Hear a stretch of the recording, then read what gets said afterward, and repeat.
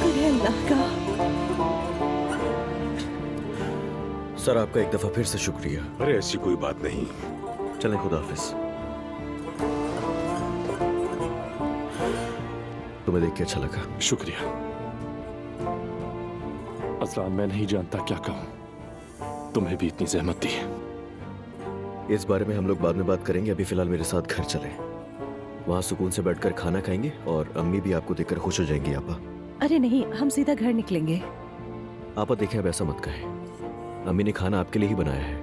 पहले चलकर कुछ खा पी लें, उसके बाद अपने घर चले जाइएगा। आपको कौन मना कर रहा है आपा? हाँ हाँ चलो ठीक है। मुझे लगा कि तुम घर जाना चाहोगे। नहीं चलो। ठीक है, हर चीज के लिए बहुत शुक्रिया आपका। कोई बात नहीं मोहतरमा। चलो। शुक्रिया। ठीक है।